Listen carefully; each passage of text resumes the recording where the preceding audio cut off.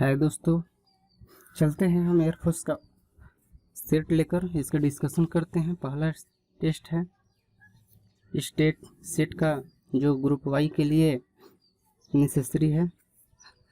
चलते हैं इस सेट का हम डिस्कशन करते हैं। क्वेश्चन नंबर पहला दिया है, उड़न परी के नाम से किसे जाना जाता है? उड़न परी के नाम से जो होता है पीटी उषा को जाना जाता है। यानी इसी के साथ इसका आंसर जो होता है क्या हो जाएगा? B number. और ऑप्शन में दिया है आपको कि मदर टेरेसा जो हैं आपको निर्मल हृदय के संस्थापक भी हैं। इनको भारत रत्न से जो होता है 1980 में भी नवाजा गया है। नेक्स्ट क्वेश्चन दिया है, अम्बेडकर जयंती को कब मनाया जाता है? अम्बेडकर जयंती जो होता है 14 अप्रैल को जो होता है मनाया जाता है। कब मनाया जाता है? 14 अप्रैल को मनाया जाता है। WHO की स्थापना कब हुआ था? WHO की स्थापना जो होता है 1948 में हुआ था। इसके साथ साथ ये भी याद रखेंगे तो किस डेट को हुआ था? तो 7 अप्रैल को हुआ था। यानी WHO की स्थापना जो होता है 7 अप्रैल 1948 को ईस्वी को हुआ था। बांग्लादेश की संसद का नाम क्या है? बांग्लादेश के संसद का नाम जो है जातीय संसद होता है। डैट दिया है, ऑप्शन में क्या दिया है? डैट जो है जापान की संसद का नाम है। क्या है? जापान की संसद का नाम। नेक्स्ट क्वेश्चन चलते हैं, साबुन बनाने की प्रक्रिया को क्या कहा जाता है? साबुनीकरण कहा जाता है। नेक्स्ट क्वेश्चन दिया है, RBI के गवर्नर कौन है? RBI के गवर्नर जो है शक्तिकांत दास हैं। ये भी पूछा जाता है कि कितने नंबर के गवर्नर जनरल है? तो ये 25वें नंबर के गवर्नर जनरल है। कितने नंबर के हैं? 25वें नंबर के गवर्नर जनरल है, यानी शक्तिकांत दास। नेक्स्ट क्वेश्चन चलते हैं हम कि 15वां प्रवासी भारतीय सम्मेलन जो होता है कहाँ संपन्न हुआ? कहाँ संपन्न हुआ? ये जो है बनारस में संपन्न हुआ था। वर्तमान लोक लेखा समिति के अध्यक्ष कौन है? अधीर रंजन चौधरी जी हैं। नेक्स्ट और चलते हैं, मध्य प्रदेश के मुख्यमंत्री कौन है? मध्य प्रदेश के मुख्यमंत्री वर्तमान में जो हैं अभी शिवराज सिंह चौहान हैं। और इसके पूर्व में कमलनाथ की सरकार थी, यानी कांग्रेस पार्टी की सरकार थी। अब वहाँ पे बीजेपी की सरकार आ गई और केजरीवाल यानी ऑप्शन नंबर सी दिया है, दिल्ली के जो है कहे CM है। WHO का फुल फॉर्म क्या होता है? WHO का जो होता है फुल फॉर्म WHO। W से वर्ल्ड होता है, S से हेल्थ होता है, O से ऑर्गेनाइजेशन होता है। WHO का फुल फॉर्म जो होता है वर्ल्ड हेल्थ ऑर्गेनाइजेशन होता है। नेक्स्ट क्वेश्चन चलते हैं, कंप्यूटर के अशुद्धि को क्या कहते हैं? कंप्यूटर का अशुद्धि को जो होता है बग बोला जाता है। क्या बोला जाता है? बग बोला जाता है। इसके साथ साथ नेक्स्ट क्वेश्चन को चलते हैं, दिया क्या है कि संख्या जो है 3 से विभाज्य है, @ का मान क्या हुआ? 3 से विभाज्यता का गुण होता है कि सभी संख्याओं के सभी अंकों का योग यदि 3 से डिवाइड हो जाए, यानी डिवाइड हो जाए, तो वह 3 से वह संख्या भी क्या होगा? 3 से विभाजित होगा। इन संख्याओं को जोड़ करते हैं तो 7 3 10, 10 से 11 होता है। 11 जोड़ @ की जगह पे हम क्या रखेंगे? 3 से विभाज्य होगा। 11 में 1 जोड़ेंगे तो यानी 12 आएगा। 12 में 3 से डिवाइड करेंगे पूर्ण रूप से क्या हो जाएगा? विभाज्य होगा। इसीलिए इसका आंसर क्या हो जाएगा? @ का वैल्यू क्या हो जाएगा? 1 हो जाएगा। नेक्स्ट क्वेश्चन का दिया है, नेक्स्ट क्वेश्चन दिया है आपको कि दो संख्याओं का योग 40 है, उसका गुणनफल 375 है, तो उनके व्युत्क्रमों का योग क्या होगा? तो इसका कहने का तात्पर्य है कि एक संख्या y है और दूसरा क्या है? x है। तो मानते हैं इसका व्युत्क्रम 1/x और 1/x और 1/y हो जाएगा। इसका हम निकालेंगे xy y प्लस का हो जाएगा x। तो इसका मत कहने का तात्पर्य योग हुआ, ये क्या होगा? गुणनफल हुआ। तो योग बटा का होगा गुणनफल। योग बटा गुणनफल हुआ तो योग कितना दिया है? 40 दिया है। गुणनफल कितना दिया है? 375। कट करेंगे तो 8 बटा कितना जाएगा? 75 हो जाएगा। इसी के साथ जो होगा मेरा इसका आंसर जो होगा ये नंबर 8 बटा 75 होगा। अगला क्वेश्चन दिया है, यदि राम जो है श्याम से 25% अधिक है, 25% का वैल्यू कितना होता है? 1/4। तो ये जो है श्याम का वैल्यू है, तो एक पर एक बेसी है। कौन? राम। यानी 4 राम है तो एक बेसी है, तो श्याम कितना हो जाएगा? राम कितना हो जाएगा? 5। यानी श्याम 4 है तो राम कितना हो जाएगा? 5। अब कहता है कि कितना रुपया कम है, तो 1 रुपया कम है। किससे? राम से, यानी 5 उसका है। परसेंटेज में चेंज करने के लिए हम 100 से क्या करेंगे? मल्टीप्लाई कर देंगे। यानी 1 रुपया कम है किससे? राम से। राम का कितना है? 5 रुपया। परसेंटेज में चेंज करने के लिए 100 से भाग कर देंगे, यानी इसका आंसर हो जाएगा 20%। इसीलिए आपको 14 का आंसर क्या हो जाएगा? 20% हो जाएगा। नेक्स्ट क्वेश्चन चलते हैं हम, 12% का भिन्न वैल्यू क्या होगा? 12% का भिन्न वैल्यू क्या होगा, 12% को हम निकालेंगे तो 12 बटा कितना हो जाएगा 100, बट 12/100 तो ऑप्शन में दिया ही है, लेकिन 3/25 को भी थोड़ा देख सकते, 3 चौके 12, 25 चौके 100, ये भी ऑप्शन सही होता है, इसलिए आंसर क्या हो दिया है बहुत होगा। 3/4 को परसेंटेज में चेंज करने के लिए 100 से गुना करते हैं, भाग नहीं करते हैं, गुना करते हैं। ध्यान देंगे यहाँ पे किसी भी प्रतिशत वैल्यू को भिन्न में चेंज करने के लिए 100 से 1/100, 100 नहीं 1/100 से क्या करते हैं, गुना करते हैं। बट 3/4 को प्रतिशत में चेंज करना है, कोई भी भिन्न को हम परसेंटेज में चेंज करते हैं तो 100 से मल्टीप्लाई करते हैं तो 25 चौके 100 यानी 25 × 75, आंसर का हो जाएगा ए नंबर। नेक्स्ट चलते हैं, यहाँ पे दिया है कि प्रथम यानी 1 से 10 तक की प्रकृत संख्याओं का औसत क्या होगा।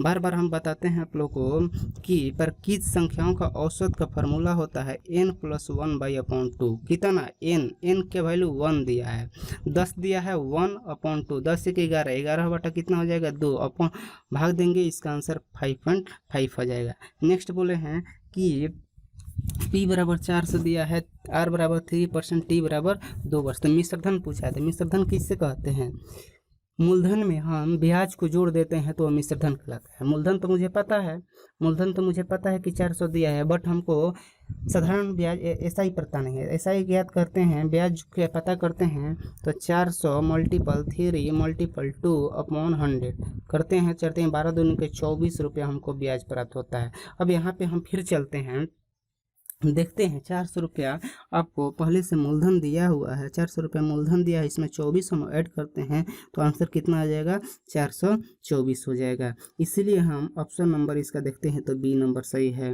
नेक्स्ट चलते हैं, महेश किसी कार्य को 15 दिनों में समाप्त करता है तो 1 दिनों में कितना काम करेगा। 15 दिन में जो होता है 1 काम करता है तो 1 दिन में कितना करेगा 1/15 काम करेगा, इसीलिए ऑप्शन नंबर ए हो जाएगा। इसका आंसर कौन हो जाएगा, ऑप्शन नंबर ए हो जाएगा। नेक्स्ट क्वेश्चन दिया है 20 नंबर क्वेश्चन दिया है कि 90 किलोमीटर पर घंटा को कम नहीं है, यहाँ पे क्या दिया है, यहाँ पे को है, को मीटर पर सेकंड में चेंज करें। देखते हैं हम, मीटर पर सेकंड में चेंज करना है तो मीटर पर सेकंड, किलोमीटर पर घंटा को मीटर पर सेकंड में चेंज करने के लिए 5/18 से क्या करते हैं, गुना करते हैं। तो ये कितना दिया है 90 दिया है, कितना दिया है 90 दिया है, 90 को 5/18 से मल्टीप्लाई करेंगे, ये 18×5 कितना हो जाएगा 90, 50 25 यानी 25 जो होता है मीटर पर सेकेंड हो जाएगा। ऑप्शन में देखते हैं तो ऑप्शन नंबर जो है ए है, इसी का आंसर हो जाएगा। नेक्स्ट हम क्वेश्चन चलते हैं, इंग्लिश वर्णमाला में कौन अक्षर बोला है कि बाएं से 90 के दाहिने छठा होगा। तो दोनों डायरेक्शन जो है विपरीत है, विपरीत डायरेक्शन है, विपरीत डायरेक्शन को क्या करते हैं ऐड करते हैं, 9 6 कितना हो जाएगा 15। बट अब ये देखते हैं कि क्वेश्चन में पहले कौन सा डायरेक्शन आया है, तो बाएं आया है, बाएं से हम उस डायरेक्शन का आंसर प्राप्त कर लेते हैं। 15 बाएं से ABCD वर्णमाला के जो होता है बाएं से 15वां अक्षर कौन होगा, ओ होगा, इसलिए आंसर इसका ए हो जाएगा। नेक्स्ट चलते हैं, हैंड का EOBI लिखा है तो सिल्क का क्या लिखा जाएगा। अब देखते हैं, H का I लिखा है, A का B लिखा है, N का O लिखा है, D का A लिखा है, यानी रिवर्स पैटर्न है। तो उसी तरह से चलते हैं कि K का क्या होगा, K का जो होगा L होगा, L का क्या होगा M होगा, I का क्या होगा देखते हैं J होगा, S का क्या होगा T होगा, यानी ऑप्शन नंबर ए मैच करता है। क्या होता है ऑप्शन नंबर क्या होता है, तो हम चलते हैं इसका ऑप्शन नंबर LMJT कर देते हैं। नेक्स्ट चलते हैं, आपको अगला क्वेश्चन दिया है कि इंग्लिश वर्णमाला के के का अपोजिट अक्षर क्या होगा। के का अपोजिट अक्षर कानपुर, कानपुर से नहीं पी होगा, यानी क्या होगा पी होगा, इसीलिए ऑप्शन में इसका ए सही हो जाएगा। नेक्स्ट क्वेश्चन है कि यदि मानक पासा में पूछा जाए तो 4 का विपरीत क्या होगा। ध्यान देंगे यहाँ पे कि पासा जो होता है 2 प्रकार का होता है, एक पासा जो होता है मानक पासा होता है, दूसरा पासा जो होता है साधारण पासा होता है। मानक पासा उसे कहते हैं जिसमें 2 विपरीत सतहों का जोगफल 7 हो, उसे मानक पासा कहते हैं। और साधारण पासा उसे कहते हैं जिसमें 2 पड़ोसी सतहों का जोगफल 7 हो जाए, उसे हम क्या कहते हैं साधारण पासा। बट यहाँ पे पूछा है कि मानक पासा में 4 का विपरीत क्या होगा, तो हम पता है हमको मानक पासा उसे कहते हैं विपरीत सतहों का जोगफल। तो एक सतह दे दिया है कितना 4 दिया है, तो इसका विपरीत सतह कितना होगा 3 होगा, तभी ना मेरा क्या हो जाएगा जोड़ करने पर क्या होगा 7 प्राप्त होगा, इसलिए आंसर क्या हो जाएगा ए नंबर होगा। नेक्स्ट चलते हैं, नेक्स्ट चलते हैं कि इसका अगला टर्म क्या होगा। अब देखते हैं यहाँ पे डिफरेंस कितना का है, 4 का, यहाँ पे डिफरेंस 6 का, यहाँ पे 10 का, 8 का, यहाँ पे देखते हैं 10 का दिया था, अगला होगा 12 का, यानी 30 में हम 12 जोड़ेंगे तो कितना हो जाएगा आंसर 42 नंबर। इसी के साथ है option number A. B number cut हो गया, सी नंबर भी कट होगा, इसीलिए आंसर क्या हो जाएगा ए नंबर इसका सही होगा। नेक्स्ट चलते हैं, बोला है कि आज शनिवार है तो 16 दिन के बाद क्या होगा।